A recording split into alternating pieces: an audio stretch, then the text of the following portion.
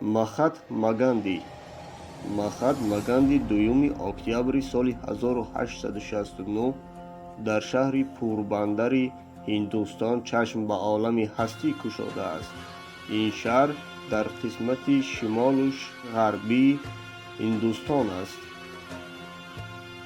ҳамон давраҳо ки Ҳиндустон мустамликаи Британияи Кабир ба ҳисоб мерафт, падар ва бобои Махатма Ганди аз истиқлолхоҳони Ҳиндустон буданд ва аз ҳамин сабаб онҳо доимо зери таъқиб қарор доштанд.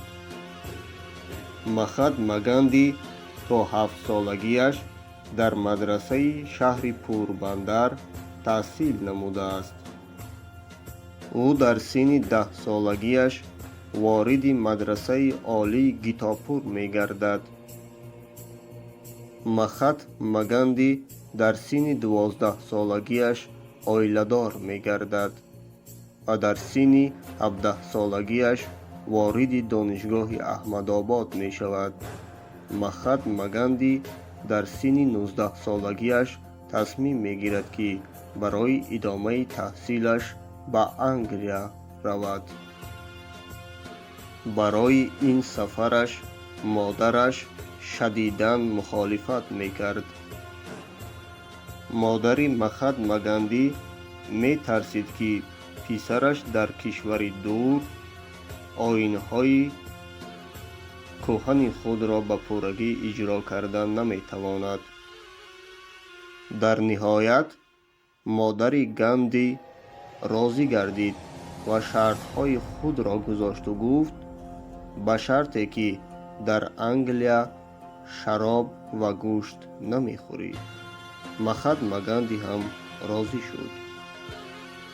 сентябри соли 1888 Махатма Ганди вориди шаҳри Лондон гардид. дар ин шаҳр англисҳо бо Махатма Ганди рафтори хеле хуб мекарданд. соли 1891 таҳсили Махатма Ганди дар Лондон ба охир расид ва ӯ ба Ҳиндустон бозгашт.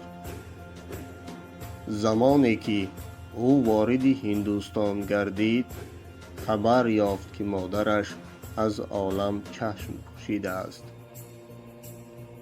Махатма Ганди дар Девони ҷинои Ҳиндустон ба фаъолият оғоз намуд.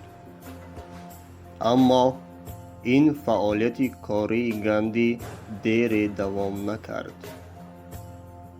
соли 1893 аввалин гомҳои Махатма Ганди дар мубориза гузошта шуд.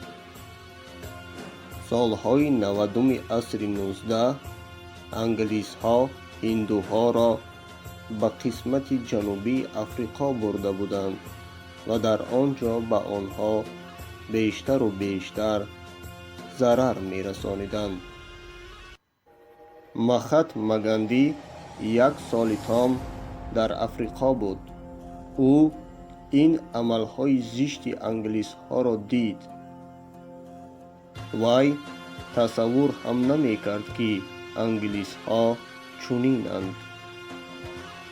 ин амалҳо нафрати Махатма Гандиро зидди англисҳо бештару бештар мекард.